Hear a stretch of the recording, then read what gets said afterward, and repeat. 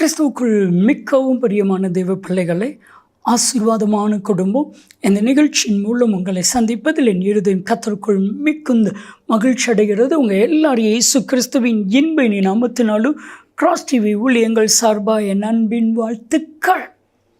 இன்றைக்கும் தூத்துக்குடியை சார்ந்த யோவேல் என்கிற அன்பு சகோதரர் குடும்பத்திற்காக ஜெபிக்க போகிறோம். அவங்க கேட்டுக்கொண்ட ஒரு ஜெப விண்ணப்பம், என்னுடைய மனைவி அல்சர் என்கிற வியாதியினால் மிகவும் கஷ்டப்படுகிறாங்க, சரியாக சாப்பிட முடியலை, மிகவும் வேதனைப்படுறாங்க. கத்த அற்புதத்தை செய்யணும் சொல்லி, கத்த உதவி செய்யணும்னு சொல்லி ஜெபிக்க கேட்டிருக்கிறாங்க. பிரியமானவர்களை, என்னை ஜெபிக்கலாமா? அன்பின் தகப்பனே, உம்மை துதிக்கிறோம் அப்பா.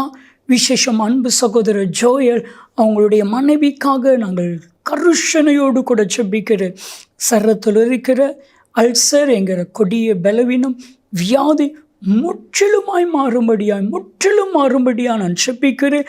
நீர் அப்படி செய்கிறதற்காய் நன்றி நன்றி நன்றி. நீங்கள் பேசுங்க, நாங்கள் கேட்கிறோம். இயேசு கிறிஸ்துவின் நாமத்தில் ஜெபிக்கிறோம் ஜீவனுள்ள பிதாவே, ஆமென் ஆமென். கிறிஸ்துவுக்குள் மிகவும் பிரியமான தெய்வ பிள்ளைகளே, ஆசீர்வாதமான குடும்பம், இந்த நிகழ்ச்சிக்காக ஆண்டவருடைய பாதத்தில் நான் காத்திருந்த பொழுது கர்த்தர் சொன்ன கர்த்தருடைய வார்த்தை, நீ பயப்படாதே, நான் இருக்கிறேன். என் அன்பு தெய்வ பிள்ளைகளே, இன்னைக்கு உங்கள் ஒவ்வொருவரையும் பார்த்து கர்த்தர் சொல்லுகிற கர்த்தருடைய வார்த்தை, நான் இருக்கிறேன். ஏன் நீ கலங்கணும்? ஏன் நீ பயப்படணும்? ஏன் நீ கவலைப்படணும்? ஆண்டவர் சொல்கிறார், நான் இருக்கிறேன். எத்த குறித்து கலங்க வேண்டாம். பாருங்கள், ஆதியாகமம் 26வது அதிகாரத்தை முழுவதுமாக நீங்கள் வாஸ்து பார்த்தீங்கன்னா ஈசாக்கை குறித்து அங்கே சொல்லப்பட்டிருக்கிறது. ஈசாக்கை கர்த்தர் ஆசீர்வதித்தார். அது நிமித்தமாய் அபிமெலேக்கு அவன் மேல் பொறாமை கொண்டு அவனை ஊரை விட்டே துரத்துறான். எப்படி இருக்கும்? ஒரு ஊரை விட்டு ஒரு குடும்பம் போகுதுன்னா எவ்வளவு வேதனை இருக்கும் தெரியுமா? எவ்வளவு கஷ்டம் இருக்கும் தெரியுமா? அதெல்லாம் சொல்ல முடியாதது. சில பேர் என்கிட்ட ஜெபிக்க வருவாங்க, ஐயா 10 வருஷம் ஒரே வீட்டில் இருந்திருக்கிறேன், இப்போ வீடை காலி பண்ண சொல்கிறாங்க. 20-25 வருஷம் ஒரு வீட்டில் இருந்திருக்கிறேன், காலி பண்ண சொல்கிறாங்க. என்ன பண்ணுறது தெரியல. அப்போ ஒரு இடத்த விட்டு வெளியே போனால் அவ்வளவு ஒரு கஷ்டம். ஈசாக்கு அவன் துரத்தப்படுகிறான். கோரா புத்திரர் அவன்கிட்ட வாக்குவாதம் பண்ணுறாங்க. ஸோ எல்லாத்தையும் விட்டுட்டு போகிறான். அதுக்கப்புறம் ஒரு கிணற தோண்டினாங்க, அதை குறித்து வாக்குவாதம் பண்ணலை. அன்றைக்கு ராத்திரி கர்த்தர் ஈசாக்குக்கு தரிசனமாகி, ஆதியாகமம் 26வது அதிகாரம் 24வது வசனத்தில், அன்று ராத்திரி கர்த்தர் ஈசாக்குக்கு தரிசனமாகி, பயப்படாதே, நான் இருக்கிறேன். இந்த வார்த்தை சொன்ன, நான் இருக்கிறேன், பயப்படாதே, நான் உன்னை ஆசீர்வதிப்பேன். இந்த வேர்டு, இந்த வார்த்தை, இந்த தரிசனம் வந்ததுக்கப்புறம் நடந்ததுன்னு தெரியுமா? யார் யாரெல்லாம் துரத்துனாங்களோ, யார் யாரெல்லாம் வாக்குவாதம் பண்ணாங்களோ, யார் யாரெல்லாம் சண்டை போட்டாங்களோ அத்தனை பேர் ஈசாக்கு இடத்துல வராங்க.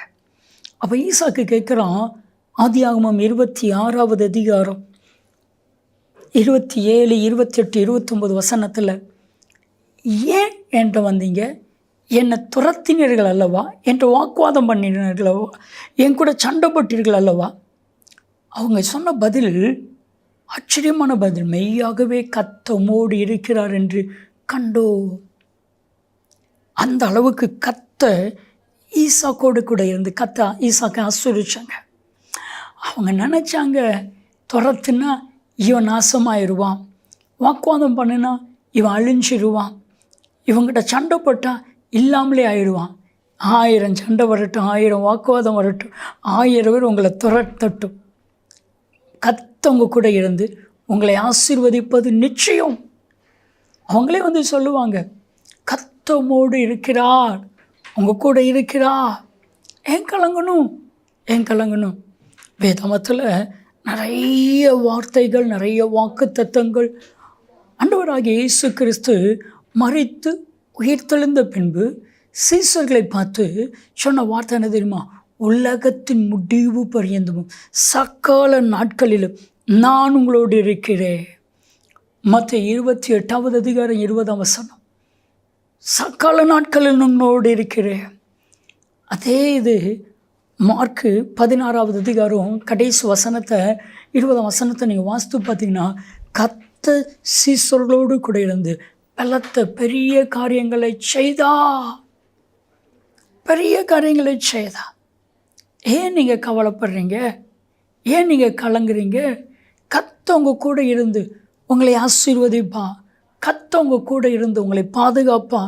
கர்த்தர் உங்கள் கூட இருந்து உங்களை நடத்துவா. கர்த்தர் உங்கள் கூட இருந்து உங்களை நடத்துவா. கலங்காதீங்க, எதை குறித்து பயப்படாதீங்க. நமக்கு பயம்தான் ஒரு பெரிய எதிரி.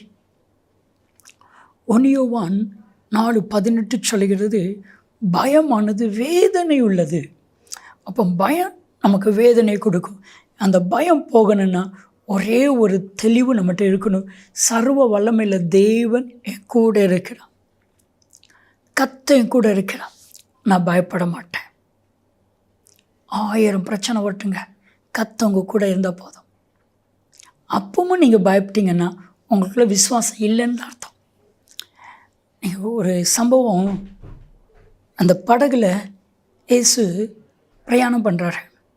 அந்த படகுல சீசர்களும் இருக்கிறாங்க, இயேசுவும் அந்த படகுல தான் இருக்கிறாங்க. காற்று வீசுது, புயல் வீசுது, கடல் அலை எழும்புது. நிறைய பேர் சொல்லுவாங்க, இயேசு நம்ம கூட இருக்கச்சில எந்த பிரச்சனையும் வராது. அப்போ படகுல இயேசு இருக்கச்சில காற்று வீசிருக்கக்கூடாது, கடல் பொங்கியிருக்கக்கூடாது, படகு முங்குற மாதிரி சிச்சுவேஷன் போயிருக்கக்கூடாது. இயேசு நம்ம கூட இருந்தாலும் பிரச்சனை வரும், ஆனால் அந்த பிரச்சனை நம்மளை ஒன்றும் செய்யாது. அதுதான் அதனுடைய அர்த்தம். இப்போது சீசர்களுக்குள்ளே விசுவாசம் இல்லாமல் போயிட்டு, சீசர்களுக்குள்ளே ஒரு பயம் வந்துட்டேன், நான் செத்துருவோமோ. இயேசுவை அடித்து எழுப்புகிறாங்க, ஐயரே நாங்கள் மடிந்து போகிறோம், எங்களை குறித்து உமக்கு கவலை இல்லை. அப்படின்னா என்ன அர்த்தம்? நாங்கள் இங்கே சத்துக்கிட்டு இருக்கிறோம், நீங்கள் கவலை இல்லாமல் தூங்குறீங்களே. அந்த சிச்சுவேஷனில் தூக்கம் வருமானா வராது. ஆனால் இயேசு தூங்குறார். இயேசு தூங்குறவர் அல்ல. வேதம் சொல்லுகிறது, மார்க்கு 4:40 வாசித்து பாருங்க. கொஞ்சம் கோபத்தோட, ஏன் இப்படி பயப்பட்டீங்க? ஏன் உங்களுக்கு விசுவாசம் இல்லாமல் போயிடுச்சு? நான் உங்கள் கூட இருக்கிறேங்கிற விசுவாசம் ஏன் இல்லாமல் போயிடுச்சு? நான் உங்கள் கூட இருந்த ஏன் நீங்கள் பயப்படணும்? பிரியமான தெய்வ பிள்ளைகளை, கர்த்தர் உங்கள் கூட இருக்கிறாரு. எத்தை குறித்து பயப்படாதீங்க. என்ன காரியமும் நடக்காத, தைரியமாக இருங்க. கர்த்தர் உங்கள் கூட இருந்து உங்களை ஆசீர்வதிப்பா. ஜெபிக்கலாமா? தகப்பானே, இவங்க கூட நீங்கள் இருந்து நடத்துங்க. பிள்ளைகளோட, குடும்பத்தோட, தொழிலோட, வேலைகளோட, ஊழியத்தோட நீங்கள் இருந்து உங்களை நடத்துங்க.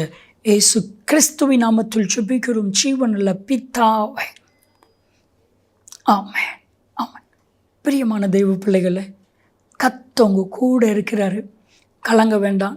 நன்மையும் கிருபையும் ஆசீர்வாதங்களும் நிச்சயமாக உங்களை தொடரும். ஆமென், ஆமென்.